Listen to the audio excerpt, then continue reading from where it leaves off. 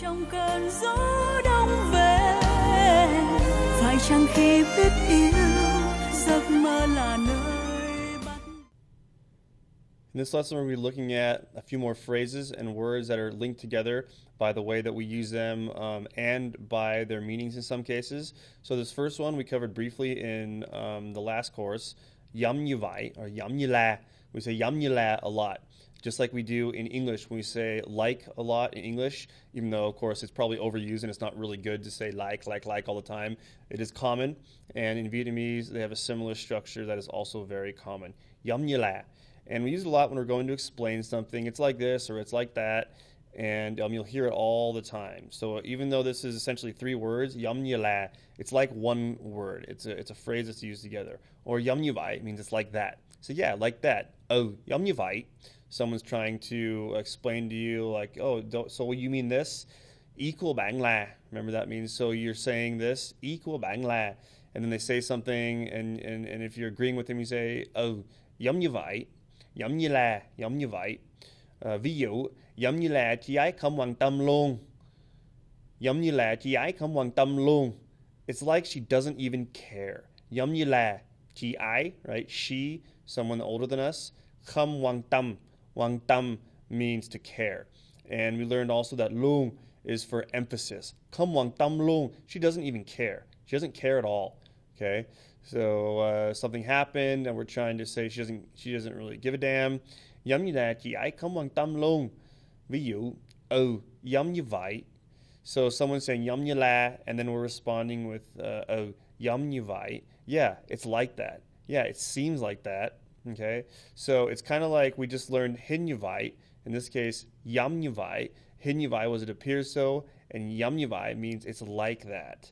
So pretty similar two things that you can say, but of course the meaning is slightly different. It has a slightly different shade of meaning that can be used in this different context. This next one down here is xuất hiện. It means for something to appear. It's like someone appeared out of nowhere. So instead of like it appears to be so, this is literally like it appeared out of the blue, or it appeared out of nowhere. This dog appeared out of nowhere, or she appeared out of nowhere. So this example, ví dụ, am I xuất hiện bất ngờ? Am I xuất hiện bất ngờ? Bất ngờ means suddenly, okay? Bất ngờ, it happened suddenly. In this case, she appeared suddenly, okay? And so a lot of times we use this word bất ngờ on its own. Something happened quickly, like, for example, we were driving our motorcycle in Ho Chi Minh City, and someone cut us off, and you can say, bất ngờ quá? And I xuất hiện bất ngờ quá? Remember, quá means so much, right? Or a great deal of something, and it's very, very much used all the time. So we can say, am I xuất hiện bất ngờ, suddenly. Or it was shocking. We also would say, bất ngờ, it shocked me. Tôi bất ngờ, I was shocked. Okay? So very, very common thing that we could say. Xuất hiện, to appear. And then phát hiện ra. Phát hiện means to find out about. So let's say for example, someone's trying to lie to us, or they're keeping a secret or something, and we say tôi phát hiện ra rồi. I already discovered, or I found out about this thing. It doesn't have to be a plot or a lie. It could be I found out something about the company, or something we were trying to find out about, any piece of information that we're curious about or looking for. We could say I found out about this. Phát hiện ra. Tôi phát hiện ra. But it tends to be something that we use with the negative connotation because it's just really appropriate for that situation. So, he found out that she was cheating on him, or we found out that company has this plan. It's used like that commonly.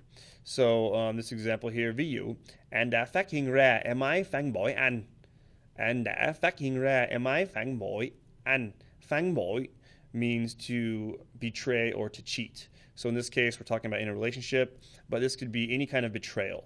So phản bội is the word that we use for pretty much all different types of betrayal, but specifically it's very commonly used for cheating on somebody. Anh đã phát hiện ra em ấy phản bội anh. Okay? I figured out that she cheated on me. is what this sentence is saying. I figured out, or I discovered that she had been cheating on me. Remember, đã means past tense. So I already figured this out. And đã phát hiện ra em ấy phản bội anh. Okay? In this case, I'm using anh as the pronoun, and we should be very used to this by now. Hopefully you're finding this course to be a nice synthesis of stuff that you've already built on. And if it's a little bit too difficult, or I'm going too fast, then you probably need to review some of your old materials and make sure that you have the basics down enough so you can follow along with everything I'm saying. I'm trying to push you guys to a more advanced level here.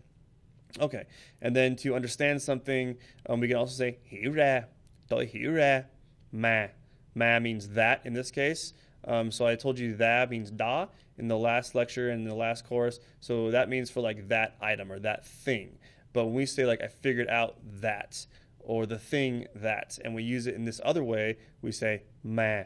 Just like nhưng ma means but, nhưng ma. We could say ma all by itself, and it means that in this context. I figured out that she was cheating on me. So it's another way to say this. So I could say anh đã hiểu ra em ấy phản bội anh. I figured out that. So phát hiện means like to discover something. It's a little bit more specific. And hiểu ra just means to understand. So hiểu ra could also be like if you're trying to understand this course, you're trying to understand what the professor's saying, or you're trying to figure out a math problem or some sort of puzzle. We would say hiểu ra. So it's slightly different meaning from phát hiện ra, because phát hiện ra is more like this negative connotation of discovering a plot or some sort of a lie or something. And hiểu ra is more general. It can be used in all different kinds of contexts, having to do with figuring something out. Okay? So again, I'm going to go through these examples, listen to how I say it back to the screen, and practice. Giống như vậy, giống như là chị ấy không quan tâm luôn. Giống như là chị ấy không quan tâm luôn. Giống như vậy. Giống như vậy. Xuất hiện.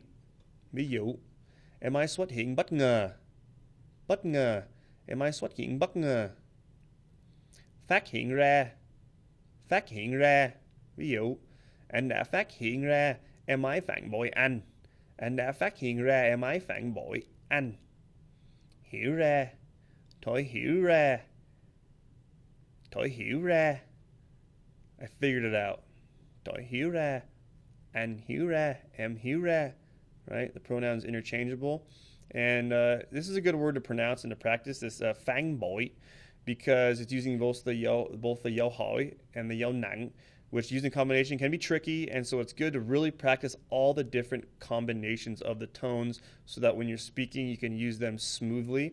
And just like in English, when you're speaking a lot, there will be natural places to pause and natural places to emphasize. And so even though in English we have inflections and don't have tones, in Vietnamese we have both tones and inflections. So even though we want to be careful to say the words right, we can still add emphasis or pause to make our meaning clear and to sound natural. So listen to me read this sentence again. I'll read it a couple different ways so that you can see how we may want to pause or emphasize something to make it sound natural and clear.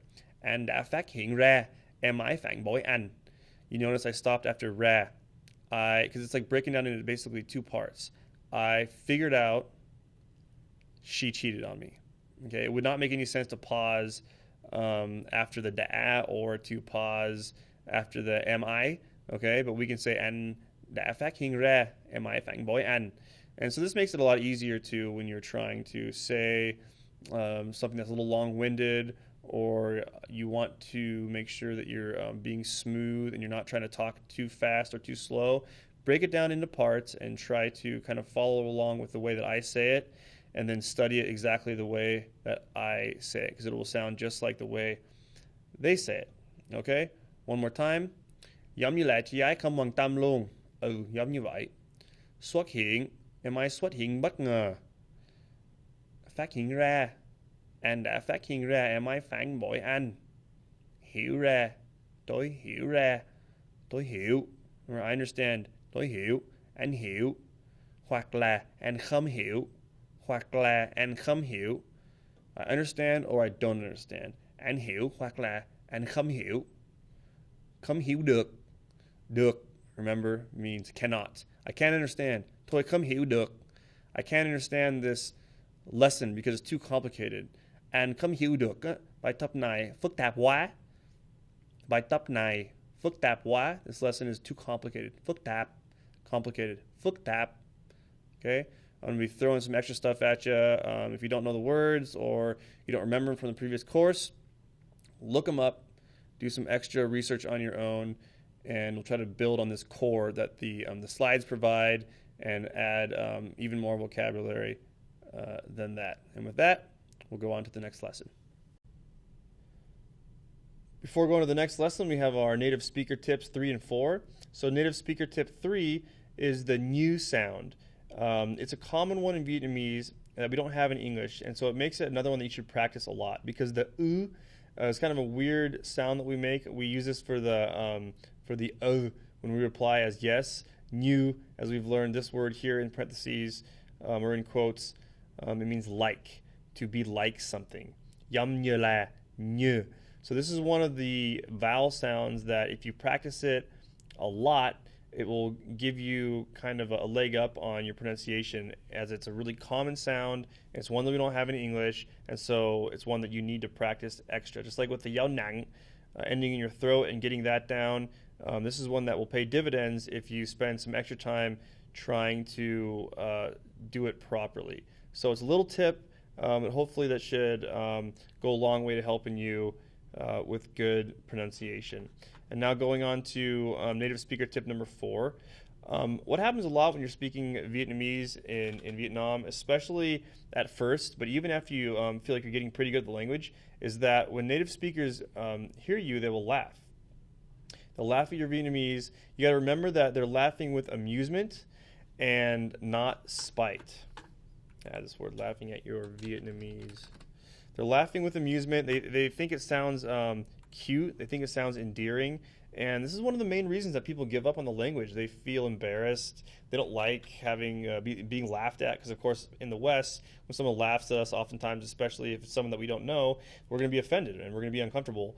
But this is something that will happen to you a lot. And so a lot of people just say, you know what, I don't need this. I can't get the language. I get laughed at when I use it, and they give up. But this is totally normal. It happens to everybody. It happened to me a lot. It still happens to me sometimes when I'm using some new word or some new slang. I don't do it right. You know, I mean, there's a growth process you have to go through. There's growing pains at every level, at every stage of fluency. So you must push through this stage. And once you get a little bit beyond it, where it's not happening as much, then you know that you're on the road to fluency and you're getting there. So it's a little bit of a motivational tip, but it's going to happen. So don't let it get in the way of you acquiring the language. Don't give up. Anh trong cơn gió đông về, phải chăng khi biết yêu giấc mơ là nơi